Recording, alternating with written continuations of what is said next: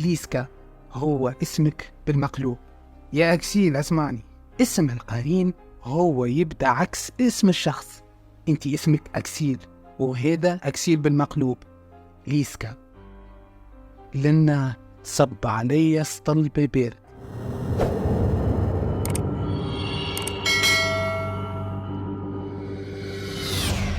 عسلامة الناس الكل. قبل ما نبدأ نحكي نحب نقول لك حاجة. كان ما تفرجش في الفيديو اللي قبل هذا اعمل بوس وبرا مشي تفرج باش تفهمني على شنية حكيت وعلى شنية باش نحكي. باش نبدأ الحكاية من الأول. أنا اسمي ليسكا. ليسكا ابن زحالف بنته الأخضر. باش نحكي لك حكايتي الكل من أول ما جيت للدنيا. أنا مانيش إنسي كيفك، أنا نجم نحكي معاكم عن طريق أكسيل، أما مش معناها لي أنا جني باش يكون عندي قرون ونخوف. لا بالعكس، أنا نشبه لكم برشا وزيد تعلمت لغتكم بحكم أني نعيش في المغرب العربي. حاسيلو بابا توفى وأنا صغير، ما نتفكروش برشا الحقيقة، أما اللي نتفكروا أن جينا للمغرب العربي بعد ما توفى بابا. حياتي كانت مستقلة بصفة عادية، نعيش أنا وأمي مع قبيلة من قبائل اللي يحكم فيهم الملك شمهوش، وكان غادي فما رجل كبير اسمه الأزقب كان متكفل بينا أنا وأمي. راني كي نقول لكم رجل كبير نقصد جني كبير، وما هو تعرفوا اللي الأعمار في عالمنا وعالمكم مش كيف الجملة. مثلا الأزقب وقتها كان عمره 520 سنة. باهي، القبيلة اللي عشت فيها مسلمين كانوا يحترموا الإنس بالكدا ويقدروهم، وهذا ما منعش برشا من الجن أنهم يعيشوا في المدن مع الإنس. أنا مصيري تبدل وقت كنت شاب، ودوب ما غلقت 60 سنة قالت لي أمي أنه أنتي تختارت باش تكون قرين واحد من الإنس. وزاد الأزقب حكى لي نفس الحكاية ووصاني باش ما نحكيش الأمور هذه مع حتى حد من القبيلة. أنا وقتها الحقيقة ما كنتش فاهم، في بالي أنهم الحكايات هذوما أساطير وإلا طقوس يعملوهم سحرة الإنس باش يتخاطبوا معانا، لكن الحاجات هذه حرمها ربي وما لازمهاش تصير. تعداو الأيامات وليت نحلم في حلمة غريبة، حلمة قاعدة تتعاود ليالي. حكيتها كان للأزقب، ولنا عيط لأمي وقال لي عاود أحكي الحلمة لأمك، ولنا حسيت اللي فما حاجة.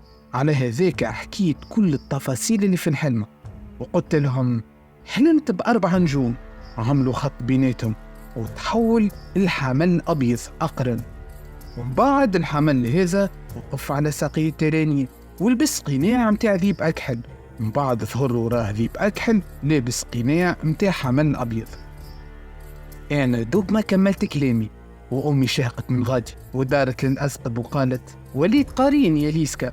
هز الأزقب راسه وقال لي توا لازمك تلوج على طفل صغير اسمه عكس اسمك، يعني اسمه أكسيل، لازمك تطلعه وتحميه من أي مخاطر، ورد بالك يا ليسكا الظاهر أني أنت قارينه، خاصة كي تشوف واحد من بني جنسك بحذاه. الأزقب وأمي نشوف فيهم فرحانين وخايفين فرد وقت، لكن أنا ما نعرفش عليه، ما زدتش استفسرت منهم، خرجت وقعدت واقف بحذا البيت نسترد في السماء، وهذا اللي سمعت 4 نجوم ولاو حمل، يعني نجوم برج الحمل هذوما، ورقم 4 يرمز للقوة ال4، التخفي، الطيران، القوة العظمى والسرعة الفائقة. قصت عليه أمي وقالت الذيب هو الإنسي والحمل هو الجني. ضحك الأقزب وقال ينجم يكون هذا اللي نستنوا فيه يا زحالف بنت الأخضر. أنا من وراء الحيط حطيت يدي على راسي وتبسمت، وفي اللحظة هذيك خرجت لي أمي وقالت لي ما زلت هوني يا أخي؟ قلت لها راني مانيش فاهم شيء، شنو اللي لازم نعمل؟ قالت لي برا لتونس وفركس على طفل صغير مازال كي تولد ما عندوش جمع واسمه أكسيل، وعينه باش تلقاها زرقاء وكبيرة كي عين الذيب. مشيت لتونس في لمحة بصر وبديت من سبيطار لسبيطار ومن كلينيك لكلينيك، وغادي حسيت بهالة سلبية كبيرة، ولأنها تفكرت لي المستشفيات ديما فيها طاقة سلبية، خاطر الإنس ديما يحسوا بالضعف فيها، وهي اللي تخلي القوة الشريرة الشيطانية يتمكنوا من روح الإنسي اللي شخصيته ضعيفة. ولون الهالة السلبية عادة ما يكون غامق، وأخيبهم هو اللون الأكحل اللي هو من أسوأ الهالات اللي تنجم تشوف. أنا نحكي لكم هكا خاطر حبيت نوصف لكم الألوان اللي ريتها في السبيطارات، أما رحلتي في التفركيس بديت توترني خاطر أول مرة نشوف هذا القدر من الإنس فرد وقت، بحكم كنت نعيش في جبال الأطلس.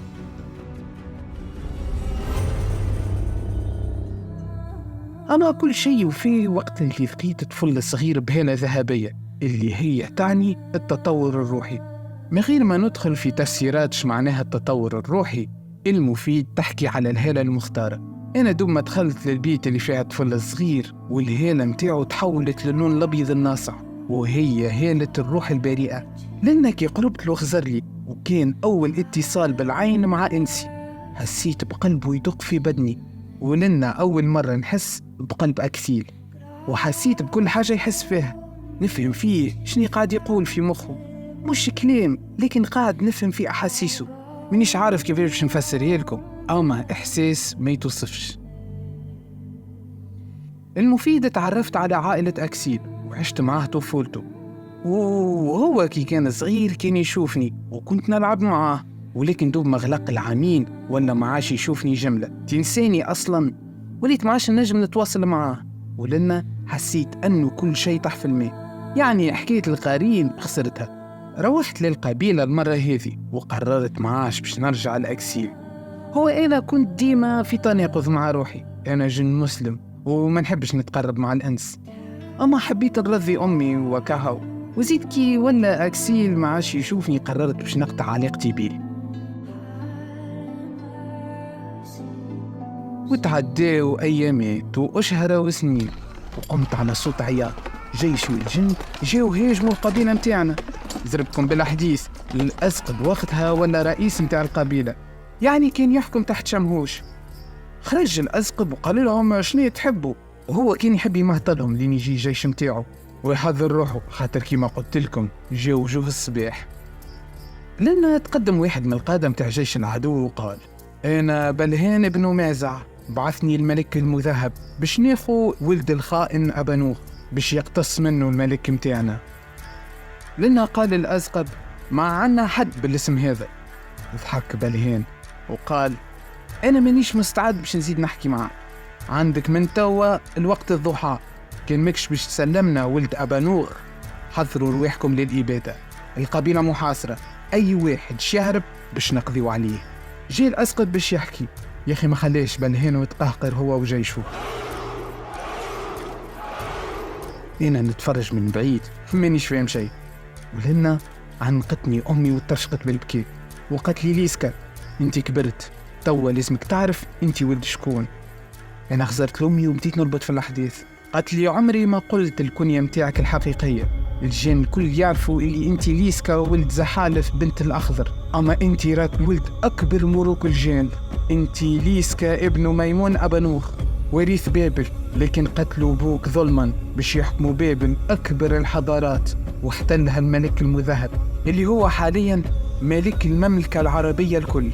أنا قعدت نستوعب في الحكاية بالسيف، ولنا دخل الأسقف وكمل على أمي وقال لي: وأمك هي أميرة القبائل اللي يحكم فيها شمهوش الكل، خاطر أمك هي زحالف بنت شمهوش الأخضر.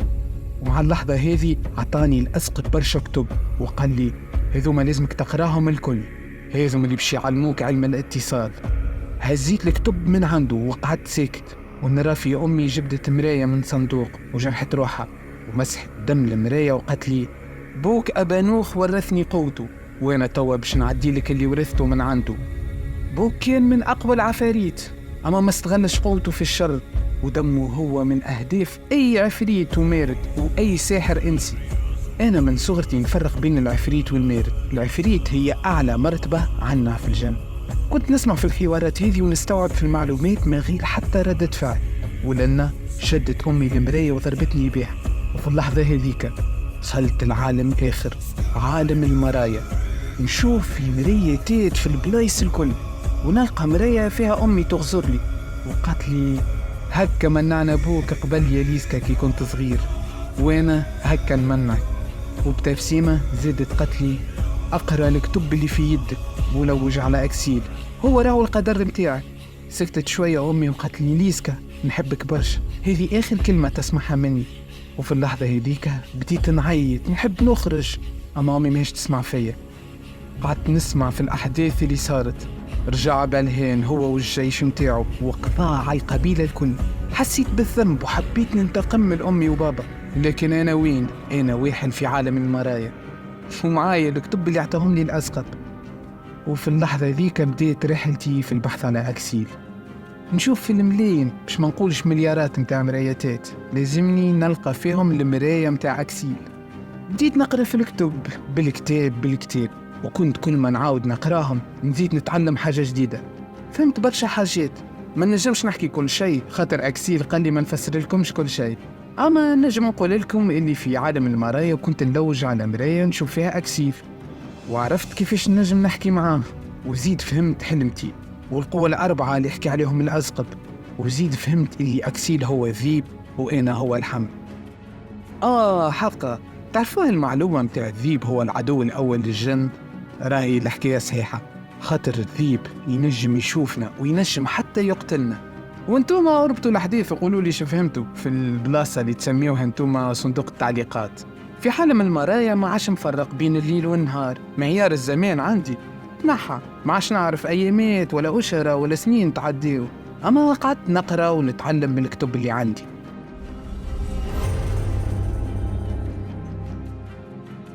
لين مرة من مرات نرى في واحد عرفته بالهيلة متاعه.